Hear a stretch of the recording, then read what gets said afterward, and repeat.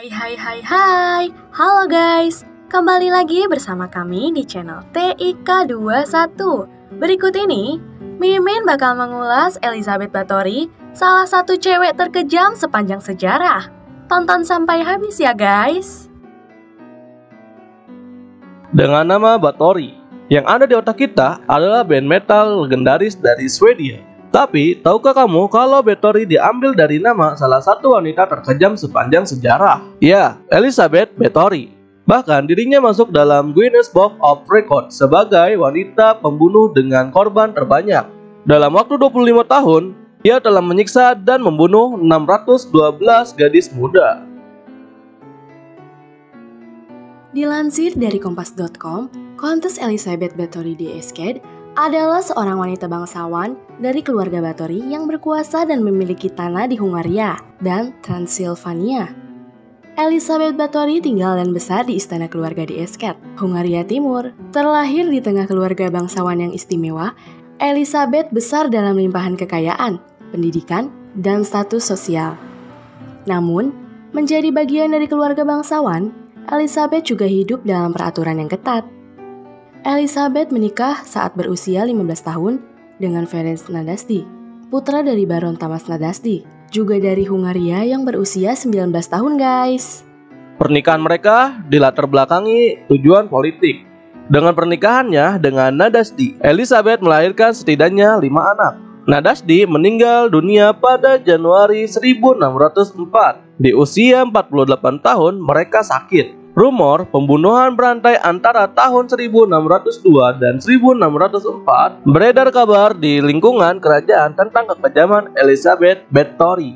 Pada tahun 1610, Raja Hungaria Matthias II memerintahkan kepada pejabat tinggi Hungaria, Gorgi Torjo, untuk melakukan investigasi dan mengumpulkan bukti. Penyelidikan pun dilakukan dengan memanggil lebih dari 300 saksi. Catatan persidangan menuliskan keterangan diberikan oleh 4 terdakwa yang membantu Elizabeth, belasan saksi, serta keterangan dari pemuka agama, bangsawan, hingga rakyat jelata, termasuk pekerja di Kastil Sarvar. Korban kekejaman Báthory awalnya adalah anak-anak gadis berusia 10 hingga 14 tahun. Kemudian dikatakan, korban Báthory bertambah dari kalangan putri bangsawan yang berstatus lebih rendah, yang dikirimkan orang tua mereka untuk belajar sopan santun di istana. Bahkan dikabarkan Báthory juga memerintahkan untuk menculik para korbannya. Para saksi menggambarkan penyiksaan dan pembunuhan yang dilakukan Báthory, mulai dari pemukulan, pembakaran, mutilasi, melukai wajah, serta memaksa korban kelaparan hingga mati.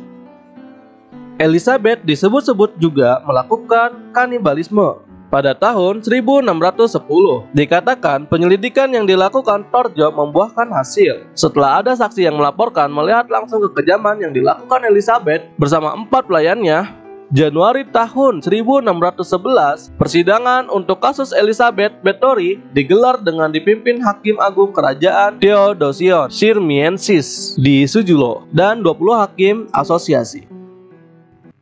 Yang paling mengejutkan adalah pengakuan saksi bernama Susanna yang menyebut ada sebuah buku milik Elizabeth Báthory yang berisikan daftar korban yang mencapai jumlah lebih dari 650 orang. Namun, keberadaan buku tersebut tidak bisa dibuktikan.